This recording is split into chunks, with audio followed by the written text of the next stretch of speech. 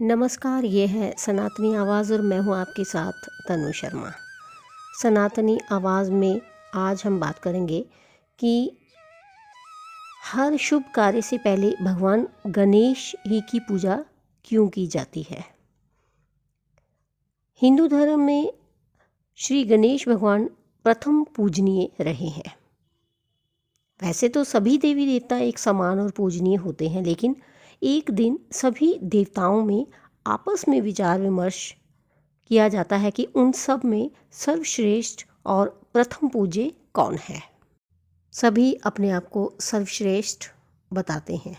सभी के विचार सुनने के बावजूद भगवान इसका निष्कर्ष नहीं निकाल पाते, तो सभी एक साथ भगवान ब्रह्मा जी के पास पहुंचते हैं।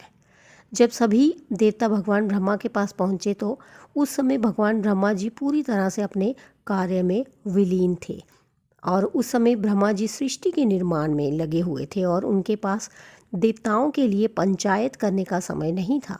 तो कार्य करते करते ब्रह्मा जी ने देवताओं की पूरी बात सुनी और उन्होंने ये निर्णय लिया कि जो भी देवता पूरे धरती का चक्कर सबसे पहले लगाकर मेरे पास आएगा वही सब देवताओं में प्रथम पूजनीय होगा।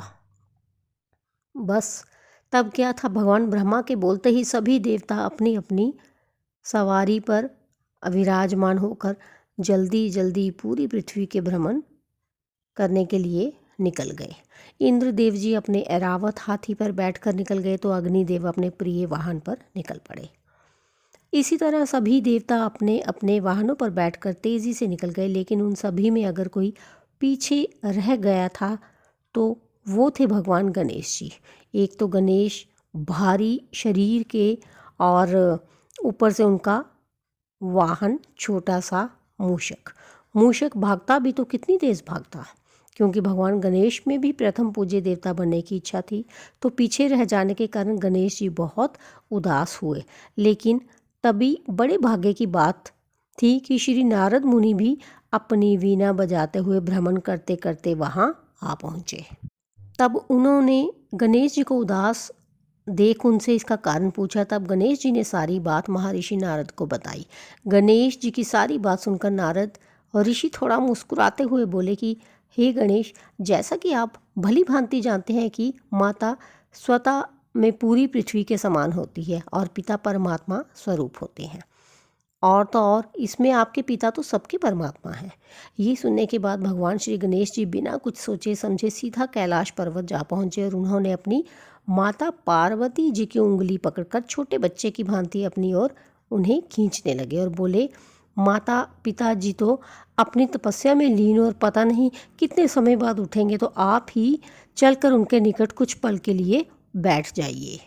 पार्वती माता जोर से हंसती हैं और जाकर अपने पति परमेश्वर यानी भगवान शंकर जी के निकट बैठ जाती हैं। उसके पश्चात गणेश जी ज़मीन पर लेटकर अपने माता पिता को प्रणाम करते हैं और सात बार उनके चारों तरफ चक्कर लगाकर फिर से ज़मीन पर लेटकर दंडवत प्रणाम कर उनकी माता जी इससे पहले कि उनसे कुछ प्रश्न पूछे, गणेश जी सीधे अपने मूषक पर विराजमान होकर ब्रह्मलोक के लिए निकल गए। वहाँ पर पहुँचे और ब्रह्मा जी तो सब जान चुके थे और उन्होंने गणेश जी की ओर देखा, जैसे आंखों ही आंखों में इशारा करके उनके प्रथम पूज्य होने की स्वीकृति दे दी हो।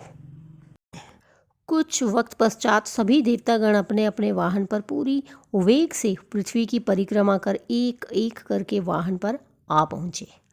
जब सभी देवता वहाँ पर आकर एकत्र हो गए तब ब्रह्मा जी ने निर्णय सुनाया और कहा कि केवल शरीर के बल मात्र से नहीं श्रेष्ठ माना जा सकता, और कहा कि गणेश जी ने अपने आप को सर्वश्रेष्ठ साबित कर लिया है।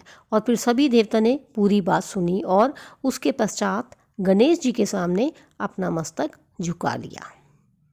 तो इस प्रकार भगवान श्री गणेश जी विजेता साबित हुए और वो प्रथम पूजनीय माने जाने लगे। उसी समय देवों के गुरु बृहस्पति ने कहा था कि अपने माता पिता की सेवा करने वाला पूरी पृथ्वी की परिक्रमा करने वाले से श्रेष्ठ माना जाता है। और तो और भगवान गणेश जी ने तो परम पिता परमेश्वर की परिक्रमा भी की है, तो उनको कोई अस्वीकार कैसे कर सकता है। तो इसके साथ ही मुझे दीजिए अनुमति, फिर मिलती हूँ। धन्यवाद।